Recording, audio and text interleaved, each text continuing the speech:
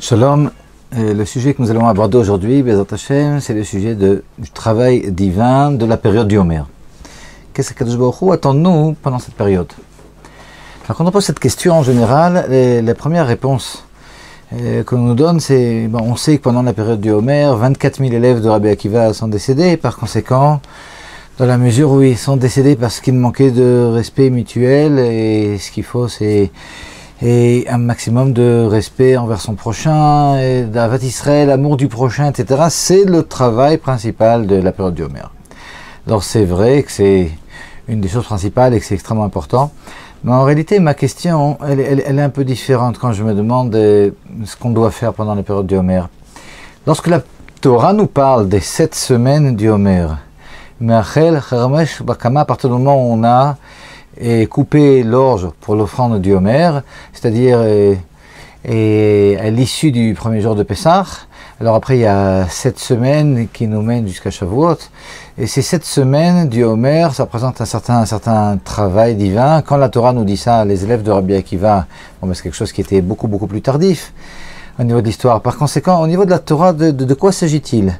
L'histoire de Rabbi Akiva, c'est quelque chose qui s'est greffé sur quelque chose qui existait déjà, des jours tout à fait propices à un certain travail divin, mais qu'est-ce qu'on attend exactement de nous? Qu'est-ce que représentent ces jours-là? Qu'est-ce qui se passe pendant ces jours du Homer?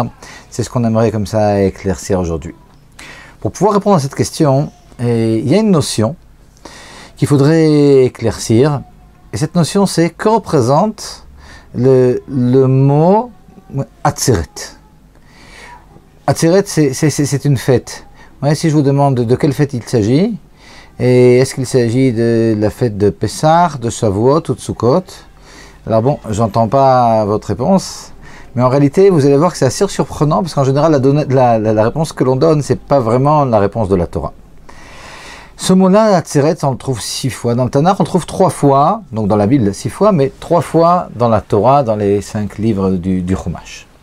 Et dans ces 3 fois, de quoi il s'agit? Alors regardez, la première fois c'est dans la Sidra de Emor.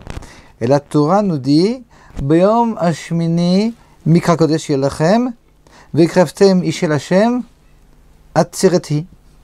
Alors le 8e jour, de quel 8e jour il s'agit? On est au mois, d'après le contexte, et au mois de Tishrei, et le 8e jour, donc le 8e jour depuis le début de Sukkot dont il était question juste avant. Alors on devra apporter des offrandes, et puis ce 8e jour, Atzeretehi, c'est un jour de Atzeret. Qu'est-ce que ça veut dire Atzeret? Le Rashi ici, mais surtout dans d'autres endroits, il rapporte plusieurs explications. Atzeret, ça veut dire un jour d'arrêt. Un jour d'arrêt de travail. On ne peut pas travailler à Yom Tov. C'est vrai que le premier, on ne peut pas travailler non plus. On va voir pourquoi spécifiquement ici on parle du dernier. Mais en tout cas, c'est aussi un jour d'arrêt de travail. Alors c'est vrai que c'est pas exactement comme Shabbat. Et Atzeretihi, on arrête certains travaux. Il y en a d'autres qui s'appellent Melechet Ochal Nefesh, les travaux qui sont là pour préparer de la nourriture et des choses semblables. C'est des choses qui sont permises, mais bon, c'est pas tellement le sujet pour le moment. Atzeretihi, il y a ici un certain arrêt. On arrête de travailler, de faire certains travaux. Mais Atzeret, ça veut dire aussi autre chose. Atzeret, c'est le moment où Akadosh Baruch Hu nous retient, et nous explique Rashi dans un autre passage, qui nous retient le 8e jour. On ne peut pas réellement rentrer chez soi. Et même à l'issue du 8e jour, il y a une halakha sur laquelle on doit attendre le lendemain matin pour partir. Donc on est retenu, il y a un arrêt, on est retenu ici, donc la même idée. Et la troisième idée, c'est d'après un midrash que rapporte et Rashi, selon lequel Akadosh Baruch Hu dit au peuple d'Israël, voilà, on était ensemble pendant 7 jours, faites, je vous en prie, encore une Atzeret, faites encore, attendez encore un jour, je ne peux pas me séparer de vous, je me languis déjà de vous, et donc venez, on fait une Atzeret, on fait encore un jour, restez encore un jour avec moi ici, au Beth Amikdash, à Yerushalayim, et après uniquement partez, je vous en prie mes enfants. Donc ce Atzeret ici, et il représente ces 3 choses. Un arrêt de travail, un moment où on ne peut pas sortir, on est retenu par Kadosh Baruch Hu pour un festin d'une journée encore. 3 idées. Et la deuxième fois qu'on retrouve ce Atzeret, donc toujours avec les mêmes idées, ces 3 significations du mot Atzeret, c'est aussi par rapport à la fête de Sukkot. C'est dans le passage de Pinchas. Bayom Hashmini, Atzeret Tielachem. kol melechat avoda lo ta'asu, le 8e jour, atzeret tiye lachem, cette atzeret sera pour vous. On va voir que ce mot lachem ici il est important dans la suite. Donc aussi la même idée. La même idée avec les 3 explications du mot atzeret. De toute façon, il s'agit du même jour que celui dont on a parlé précédemment dans le passage de Hémor. C'est-à-dire, Shmini Atzeret, le 8e jour de Sukkot, est appelé ici Atzeret. Et la 3e et dernière fois où la Torah nous parle de Atzeret, c'est dans le passage de Re'e, où nous dit la Torah, Sheshet Yamim Tochal Matzot, pendant 6 jours vous mangerez des matzot, donc on comprend qu'il s'agit de Pessah. Uveyom Hashvi'i Atzeret Lashem Elokecha, et le 7e jour c'est une Atzeret pour Dieu. Alors là déjà c'est un peu différent, tout à l'heure on parlait de Atzeret Yelachem, pour Shmini Atzeret, on dit que c'était un arrêt pour vous, ici c'est un arrêt et pour Akadosh Baruch Hu, un arrêt pour Dieu. Alors bon, c'est quelque chose qu'il faut comprendre. Il faut d'autant plus comprendre que quand on parle de cet arrêt, alors on a dit que c'était un arrêt de travail, c'est un moment où on est retenu par Akadosh Baruch Hu, encore à Yerushalayim, c'est un moment où Akadosh Baruch Hu veut nous rassembler pour faire un festin. Atzeret, c'est aussi ce mot rassembler, s'arrêter, tout ça c'est la même chose. Ouais, le Harizal de le Pri Atzreim, c'est rapporté dans la Chassidut. Ce qui nous explique un deuxième niveau comme ça spirituel, c'est que ce Atzeret, ça représente aussi l'assimilation d'une idée, on intègre une idée. Il y a eu des choses extraordinaires pendant toute cette fête. Pendant 7 jours de Sukkot, il y a eu des lumières tout à fait intenses, des dévoilements divins. Alors, et quand on était au Beth Amikdash, et aujourd'hui aussi, on est sous la Soukha, il y a des choses tout à fait extraordinaires qui se passent, et Birchlal pendant... et ces jours de Sukkot, et il faut pouvoir les intégrer. C'est ce qui se passe finalement ce 8e jour. Le 8e jour, il ne faut pas oublier que Shmini Atzeret, alors en Eretz Israël c'est Simchat Torah, en Chutz La'aretz c'est le lendemain, Simchat Torah. Mais on commence à intégrer les choses, c'est plus uniquement quelque chose de spirituel uniquement, c'est quelque chose de spirituel qui nous pénètre, et finalement tout le but c'est de pouvoir faire descendre de la sainteté ici-bas, et ça arrive jusque Simchat Torah où on danse, etc. Donc ce Atzeret Tielachem, c'est qu'on a intégré totalement tous les messages qui ont précédé pendant les jours de Elul et de Tishrei. Alors il faut comprendre, Atzeret Tielachem, c'est un arrêt pour vous. Alors quand, par rapport à Shmini Atzeret, on nous parle de Atzeret Tielachem, un arrêt, donc une adaptation, une assimilation, une intégration, alors on peut comprendre que c'est pour vous. Mais lorsque par rapport à Pessah on nous dit Atzeret Lashem Elokecha, c'est une assimilation mais pour Dieu, alors on ne comprend pas. Je veux dire, Akadosh Baruch Hu, il n'a pas besoin de ça, je veux dire, c'est pour nous tout ça. Qu'est-ce que c'est que ce Atzeret Lashem Elokecha? Il y a ici quelque chose qui cloche, il faut comprendre. On va expliquer Bezrat Hashem. Mais avant ça, donc j'imagine que beaucoup parmi vous, quand je vous ai demandé tout à l'heure, qu'est-ce que c'est qu'Atzeret, de quelle fête il s'agit? Est-ce qu'il s'agit de Pessah, de Shavuot ou de Sukkot? J'imagine que beaucoup d'entre vous ont dit, il s'agit de Shavuot, on sait que la fête de Shavuot est appelée Atzeret. Alors c'est vrai. C'est vrai que dans la Mishnah, plus de 20 fois, et la Mishnah parle de Shavuot en l'appelant Atzeret, et c'est uniquement la fête de Shavuot dans la Mishnah, dans les écrits donc de nos sages, beaucoup plus tardifs, et que la fête de Shavuot est appelée Atzeret, puis dans le Talmud, de façon générale, Atzeret, c'est Shavuot. Alors que les deux autres fêtes, elles ne sont pas appelées Atzeret. Alors Shmini Atzeret, ouais d'accord, c'est une partie du nom, Shmini Atzeret. Pessah, je ne sais pas s'il y a beaucoup de personnes qui se rappellent qu'on avait ce passage qui nous parlait de Atzeret Lashem Elokecha, que le 7e jour de Pessah aussi est appelé Atzeret. Alors de quoi s'agit-il? Et c'est quand même surprenant que le jour de Shavuot, qui est le seul jour parmi toutes ces fêtes, qui n'est pas appelé Atzeret dans la Torah, c'est justement lui qui est appelé Atzeret par nos sages, alors que les autres jours ne sont pas tellement appelés Atzeret par nos sages, surtout pas le 7e jour de Pessah. Quelque chose qu'il faut comprendre. Et pour pouvoir comprendre ça, il y a un passage du traité de Psachim qu'il faudrait comprendre. Le traité de Psachim, il prend les fêtes dans leur ensemble, et puis il se pose la question, c'est bizarre, on a un verset, donc on a dit par rapport à Sukkot, le 8e jour, Shmini Atzeret, qui nous dit Atzeret Tielachem. Donc il y a un arrêt qui est pour vous. Et puis on a le passage qui nous parle de Pessah et qui nous dit Atzeret Lashem Elokecha. Alors la Gemara pose la question, alors de quoi il s'agit? C'est pour Dieu ou bien c'est pour vous? Et là-bas on a un différent entre Rabbi Yoshua, Rabbi Eliezer. Alors l'un dit non, on peut faire ça soit pour Dieu totalement, soit pour nous totalement. Pendant les fêtes, on peut soit complètement étudier et ne pas manger, soit complètement manger, festoyer, etc. et ne pas étudier. Bon, c'est vrai que c'est surprenant, mais en tout cas, la halacha est comme le second avis, l'avis de Rabbi Yoshua qui nous dit non, Chetzio Lachem, Vechetio Lachem, les jours de Yom Tov. Donc on a pris les deux versets ensemble pour tous les Yom Tov en général, et puis on nous dit, ben non, vu qu'il y a un verset qui parle de Dieu, un verset qui parle de vous, ben les jours de Yom Tov, finalement, c'est et pour vous et pour Dieu. C'est-à-dire qu'il faut étudier et aussi manger, boire, etc. Ok. Mais en tout cas, ce qui est intéressant, c'est que le passage du Talmud conclut avec quelque chose qu'on dit Rabbi Elazar, qui nous dit que de toute façon, tout le monde est d'accord que par rapport à Atzeret, par rapport à Shavuot, Bainan, Nami Lachem, par rapport à Shavuot, on est obligé de manger. C'est-à-dire que théoriquement, la halakha aujourd'hui, la loi n'est pas comme ça, mais théoriquement, alors on pourrait, d'après certains, ne pas manger à Pessah, ne pas manger à Sukkot et puis ne faire qu'étudier. En tout cas, pour le dernier jour, c'est de ça qu'il s'agissait ici, alors on va se contenter de ce dernier jour. Mais de toute façon, la halakha n'est pas comme ça. Mais tout le monde est d'accord, même ceux qui pensent qu'on pourrait ne pas manger certains jours de Pessah ou de Sukkot. De toute façon, tout le monde est d'accord qu'en ce qui concerne Shavuot, Bainan Nami Lachem, qu'en ce qui concerne le Atzeret par excellence, qui est justement celui qui n'est pas appelé Atzeret par la Torah, mais que les sages appellent Atzeret, ben non seulement il est appelé Atzeret, mais en plus, Bainan Nami Lachem, on est obligé de manger, il vous appartient, il est complètement à vous. Alors nous dit Rashi, parce que c'est le jour où on a reçu la Torah, et la Torah, c'est pas quelque chose de théorique. Recevoir la Torah, c'est finalement recevoir des choses qu'on connaissait déjà, parce que nos pères, Abraham, Yitzhak, Yaakov, étudient la Torah, et donc ils l'avaient transmise, cette Torah. Mais le don de la Torah, ça représente finalement cette Torah qui va descendre ici sur terre. Descendre, ça veut dire qu'il faut savoir travailler à Kadosh Baruch Hu aussi dans notre vie de tous les jours, et donc il faut absolument manger à Shavuot, c'est l'idée qui est contenue ici. Et donc finalement, il nous reste quelque chose de surprenant, c'est de comprendre ce que c'est que ce Atzeret du dernier jour de Pessah, qui est un Atzeret, donc un jour d'assimilation, mais un jour d'assimilation, d'intégration des idées, des lumières, etc. Mais malgré tout, qui est l'Hashem Elokecha, qui est pour Dieu, pas pour nous, ça on a du mal à comprendre.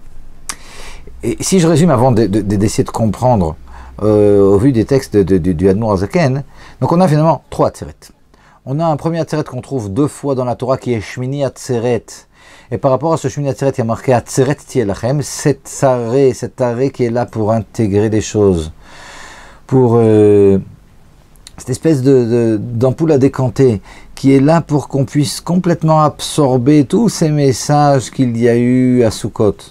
Eh bien, par rapport à Shmini Atzeret, Atzeret Tielachem, il est complètement à vous. Ok.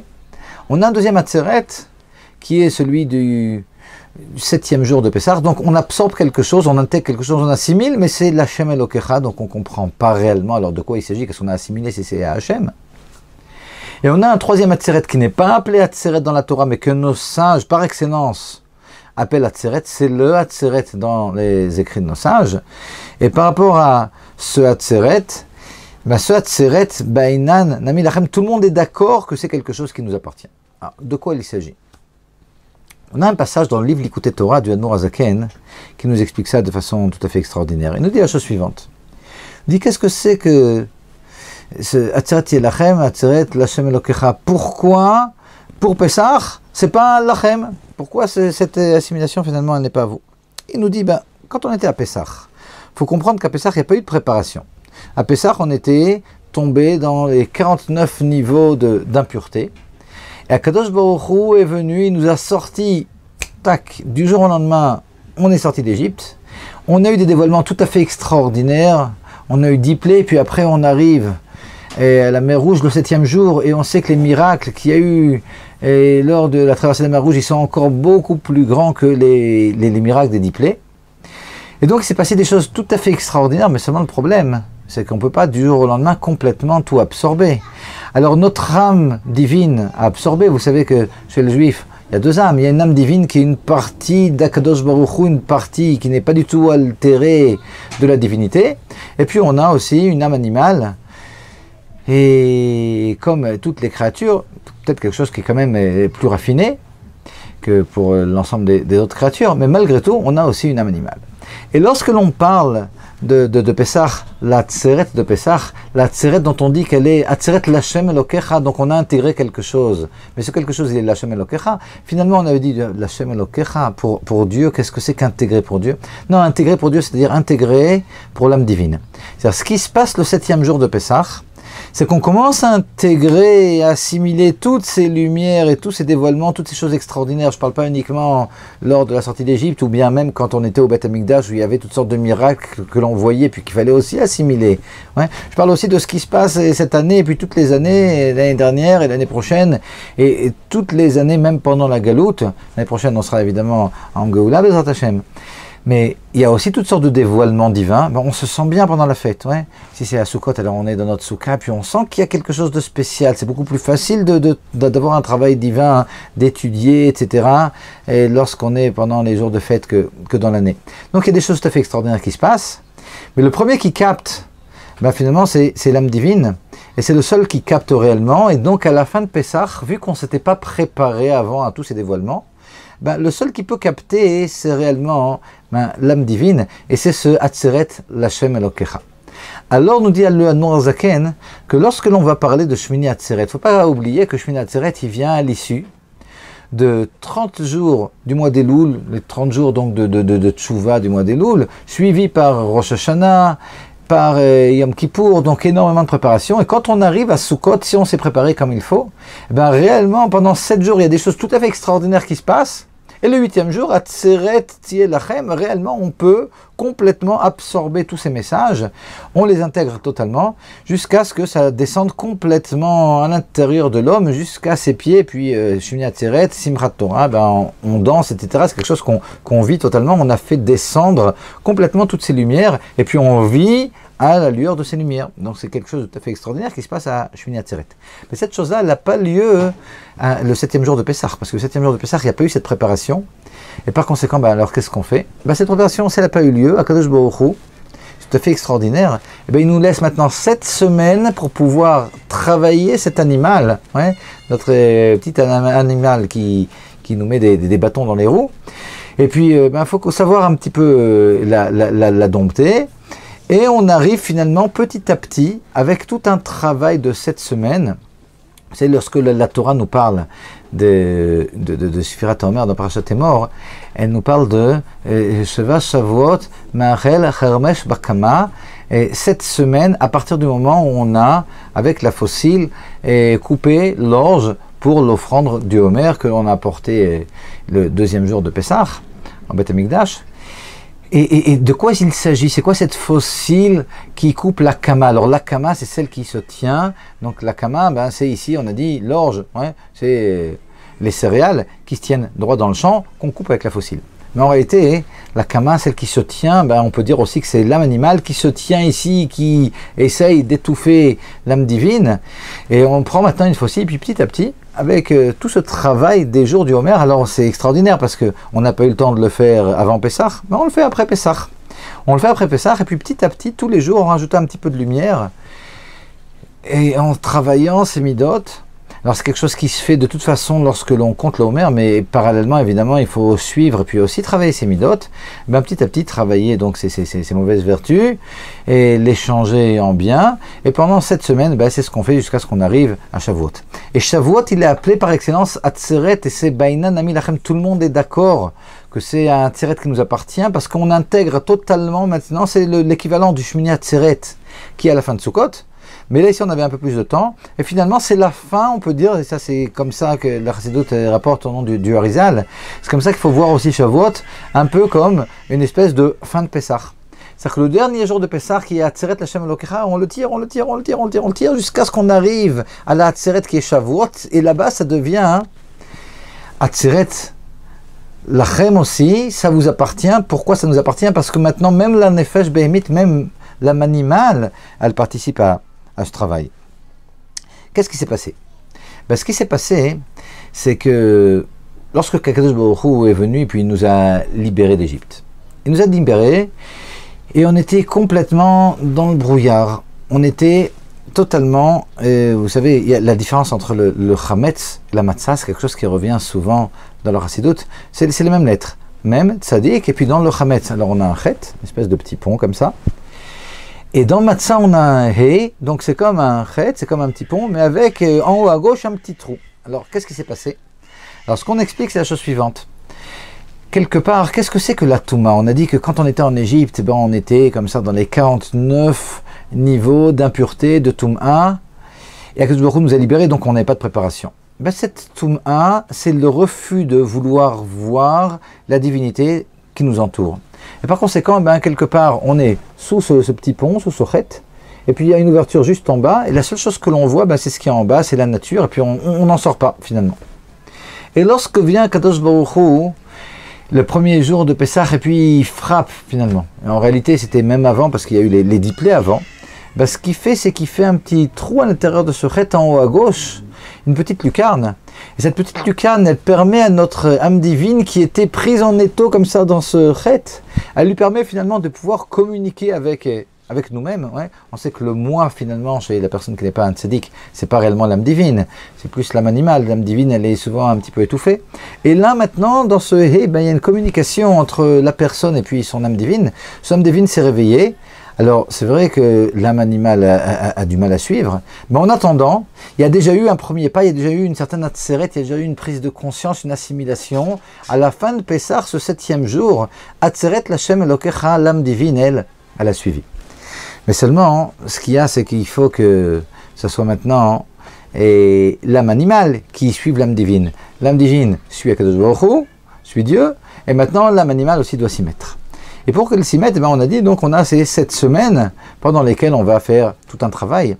D'ailleurs, on rapporte dans la Chassidoute des psukim qui sont au début de Shir HaShirim, le cantique des cantiques, qui nous dit comme ça. Et Amshicheni acharecha. Et d'ailleurs, on rapporte dans la Chassidoute des psukim, des versets du début de Shir HaShirim, qui nous disent comme ça. Moshcheni acharecha Narutza, Evieni Amelech Chadarav. C'est extraordinaire, il y a ici ces 3 périodes dont on vient de parler. Moshcheni Acharecha Narutza, Moshcheni Acharecha, tire-moi vers toi. Alors qui c'est qui dit tire-moi vers toi? C'est l'âme divine qui maintenant à Pessah s'est réveillée, elle commence à s'exprimer et elle parle à Kadosh Baruch Hu, Moshcheni Acharecha, tire-moi vers toi. Ani nimshechet, je suis attiré vers toi, mais tire-moi, je t'en prie, tire-moi. Moshcheni Acharecha, c'est l'âme divine qui s'exprime. Et c'est ce qu'on a par excellence le jour de Shvish el Pessah, le dernier jour de Pessah, où on parle de Atzeret l'Hashem Elokecha. Donc notre âme divine, elle a commencé à comprendre finalement ce qui se passe. Mais après, on a ce Narutza. Dans un deuxième temps, il faut absolument passer de vitesse. Et il ne suffit pas que uniquement l'âme divine soit celle qui serve à Kadosh Baruch Hu, il faut absolument que ça soit aussi avec notre âme animale. On va prendre après un exemple concret pour savoir ce que c'est que servir Dieu avec son âme divine, avec son âme animale, etc. Mais en tout cas, le Narutza, l'âme animale, vous savez, elle est go, no go. Elle est binaire. Alors soit ça l'intéresse, et donc elle court, parce qu'elle sent qu'il y a du kavod, c'est-à-dire des déshonneurs à avoir, il y a de l'argent, il y a des plaisirs, et donc elle court. Soit ça l'intéresse pas, et donc elle fait la sourde oreille, elle n'est pas intéressée. Et quelque part, quand elle court beaucoup plus fort et beaucoup plus vite que l'âme divine sait courir. Parce que quand on se met en colère, eh ben, alvaï, ça serait bien qu'on arrive à se mettre en colère sur nous-mêmes, même que l'âme divine arrive à se mettre en colère sur le fait qu'elle n'a pas assez étudié, qu'elle ne s'est pas levée assez tôt, etc., etc. Alors que la colère de l'âme animale, c'est quelque chose qui est très très fort. C'est-à-dire que dans les sentiments, on a quelque chose de beaucoup plus fort lorsqu'il s'agit de sentiments qui sont des sentiments animaux que dans les sentiments qui sont divins. Et par conséquent, ce qu'il faut, c'est utiliser cette force de sentiment qu'il y a dans le côté animal pour pouvoir aussi tirer l'âme divine. Et donc, lorsque l'on dit « Moshcheni acharecha narutza », alors dans un premier temps, il y a l'expression « Moshcheni acharecha, tire-moi vers toi », nous dit l'âme divine. Mais après, on a Narutza. Ce Narutza, c'est viens, on court ensemble. Qui c'est qui parle? C'est l'âme animale. Parce que l'âme animale, elle est pas mauvaise. L'âme animale, ce qu'elle recherche, c'est ce qui est bien pour elle. Alors a priori, tant qu'elle comprend rien, elle pense que ce qui est bien pour elle, c'est toutes les futilités de ce monde et tous les plaisirs, et par conséquent, c'est ce qu'elle recherche. Mais dans un deuxième temps, lorsqu'elle commence à comprendre que finalement c'est pas si mauvais le service divin, c'est quelque chose qui nous donne aussi du plaisir. Elle se dit, ouais, il y a quelque chose à gagner ici. Et finalement, elle est prête à courir, elle veut courir, elle est intéressée à courir, mais non seulement elle court, mais en plus elle fait aussi courir l'âme divine. Narutsa, c'est elle qui parle maintenant, viens, on court ensemble, elle prend l'âme divine sur ses épaules et puis viens, on court. Parce qu'elle s'est aperçue que c'était intéressant, puis elle sait faire les choses avec beaucoup de force. Et donc on a ce Moshreni Acharecha, expression de l'âme divine, Moshreni Acharecha, tire-moi vers toi. Ça, il s'agit de Pessah, c'est l'âme divine qui demande à Kadosh Baruch Hu, tire-moi vers toi, je t'en prie. Narutsa, ici, il s'agit de tout ce travail des vertus, où on va casser avec, on va scier, on va faucher avec cette faucille, cette kama, ces mauvaises midotes, ces mauvais côtés de l'âme animale. C'est-à-dire que l'âme animale, on la coupe, l'âme animale elle est très bonne, mais elle a aussi ses mauvais côtés. Et donc on va les enlever. Et elle va se mettre à courir, et ça c'est la deuxième partie, elle va se mettre à courir, elle va courir en même temps, elle va faire courir aussi l'âme divine, et après, dans un troisième temps, Evieni Amelech Chadarav. Et là il y a quelque chose de très beau, c'est que dans ce Evieni Amelech Chadarav, le roi m'a fait rentrer dans ses pièces, le roi m'a fait rentrer dans son palais, on a quelque chose de très calme. C'est-à-dire que quelque part on n'est plus en train de courir.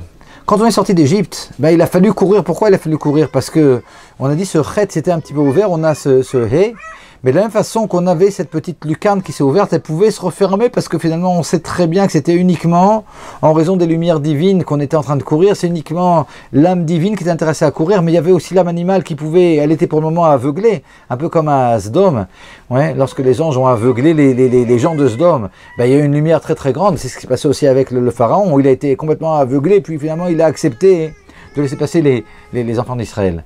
Mais quelque part, et les hommes de Sdom, et le pharaon, et aussi l'âme animale, à plus long terme, il risque finalement de ne plus suivre, de plus être complètement ébloui, et par conséquent, il faut absolument se sauver.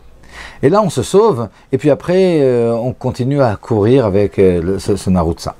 Mais lorsque finalement, l'âme animale s'est habituée à courir, elle s'est habituée au message, Evieni Amelech Chadarav, on peut maintenant rentrer sans aucun problème dans le palais, on n'a pas besoin de courir. Et finalement, vous savez, quand quelqu'un fait tchouva, il y a un passage comme ça dans le Keter Shem Tov du Baal Shem Tov qui dit, lorsque vous voyez quelqu'un qui prie comme ça avec beaucoup de signes et puis des trucs et des gestes, etc., ne vous moquez pas de lui, nous dit le Baal Shem Tov, parce que quand il y a quelqu'un qui est dans l'eau et à la mer en train de se noyer, aussi il fait des gestes. Et donc quelque part il y a ici une expression dans tout ce bruit, une expression de l'âme animale qui veut s'en sortir. Mais lorsque finalement les choses elles ont été déjà assimilées, et puis l'âme animale a commencé à être domptée, maintenant c'est des choses qui sont beaucoup plus calmes, c'est beaucoup plus serein, ce travail divin de l'âme divine, et c'est ce Evieni Amelech Chadarav. Et par conséquent, si on essaye de comprendre ce qui s'est passé, on a ce Shmini Atzeret, comme on a dit, il y a une grande préparation, et donc quand on assimile, les choses elles sont complètement à nous. On a la période de Pessah, où il n'y a pas eu de préparation, par conséquent, lorsqu'on assimile, c'est quelque chose qui se fait en deux temps. Il y a le Atzeret L'Hashem Elokecha, le 7e jour de Pessah, où on assimile déjà en partie, mais c'est surtout l'âme divine qui assimile, qui commence à comprendre, à se réveiller. Et après, petit à petit, on fait tout un travail sur cette âme animale, jusqu'à ce qu'on arrive à ce Atzeret, le vrai Atzeret, le Atzeret de Shavuot, où on peut complètement tout assimiler. Mais le travail, qu'est-ce que c'est que ce travail de l'âme animale? On a dit qu'il y avait le travail de l'âme divine, le travail de l'âme animale, puis il fallait comprendre un peu la différence qu'il y avait entre les deux. Qu'est-ce que c'est que cette expression du travail de l'âme animale? Alors, je vais vous donner un exemple. Il arrive souvent, vous savez, que des élèves viennent me voir après Sukkot ou après Pessah, puis ils me disent « Ouais, je comprends pas, je suis vraiment tombé. Ouais, pendant la fête, c'était génial, j'ai fait ceci, j'ai fait cela, j'ai étudié, et puis tout d'un coup, je sens que je sais pas, je vais plus au mikvé, j'étudie plus, je mets plus Taït Katan, je ressens absolument plus rien. Et je suis tombé. Alors je suis un petit peu méchant et je leur dis, c'est quelque chose dont parle aussi le Noirzakan dans l'Écoute Torah, mais je leur dis de façon méchante. Et non, non, t'es pas tombé, t'es jamais monté en réalité. Donc c'est pas que tu es tombé. Ah, comment ça, je suis jamais monté? Mais j'ai senti pendant Pessah. Mais oui, tu as senti pendant Pessah, tu as senti pendant Sukkot. Parce qu'évidemment, c'est pas une chorma de sentir, lorsque Kadosh Baruch Hu te sort toutes ces lumières. Tout le truc, c'est après, qu'est-ce que tu en fais? Et là, le problème est comme ça. Si lorsqu'Akadosh Baruch Hu, pendant la fête, il nous a montré toutes ces lumières, nous a réveillés finalement, on suit. Ouais, d'accord, on va à la Beth Knesset et c'est sympa et on se sent bien. Mais on ne se bouge pas tellement, et même si on étudie un petit peu plus. Mais si on ne travaille pas à l'endroit où ça nous fait mal, on sait qu'on a des mauvaises midotes, on sait qu'on est paresseux par exemple. Le type a du mal à se lever le matin. Et pendant les fêtes, c'est vrai qu'il a étudié plus, et c'est vrai qu'il est allé, il va à Douyot, il a fait beaucoup de bonnes choses. Mais seulement, ce côté de paresse, c'était même pire, parce que finalement, il ne travaillait pas, et donc il s'est levé encore plus tard. Quelque part, il n'y a pas eu de travail. Un travail, c'est quelque chose qui vient d'en bas. Un travail, c'est quelque chose où on se fait violence. Et finalement, tout ce qu'il a eu, c'est des cadeaux d'Akadosh Baruch Hu. Akadosh Baruch Hu, il les a donnés pendant la fête. On n'en a rien fait. Et puis après, ça s'en va. Donc il n'est pas tombé, c'est que ces lumières sont parties. Alors que si on a profité de toutes ces lumières pour les intégrer, on a commencé à se bouger, et là, maintenant, après la fête, on est comme une personne complètement différente de la personne qui est rentrée dans la fête. Et ce qui est génial, et c'est ça justement tout le truc de Sifrat HaOmer, c'est qu'on a la possibilité, en réalité, ces lumières, on aurait pu penser qu'elles sont parties, mais elles ne sont pas parties. Elles ne sont pas parties, elles sont là, nous accompagnent. Et puis ce qu'on n'a pas fait avant la fête et ce qu'on n'a pas fait aussi pendant la fête, c'est vraiment le moment de le faire. On a maintenant 49 jours pendant le Homer pour essayer de bouger toutes les choses où réellement on sait qu'on a des points faibles, pour changer, pour dompter cet animal qui essaye de nous mettre des bâtons dans les roues, mais en réalité c'est pour nous faire avancer. Et par conséquent, on a tous comme ça maintenant à aller chercher à droite, à gauche, et les points qu'on sait être finalement les points sensibles, et ceux pour lesquels on a beaucoup de difficultés. Alors il y en a, c'est Kriyat Shema chez Alamita, c'est quelque chose de complètement impossible. On arrive le soir et puis non, on fait juste le Kriyat Shema, on va dormir, mais on ne fait pas tout le Noussar par exemple. C'est très dur pour certaines personnes.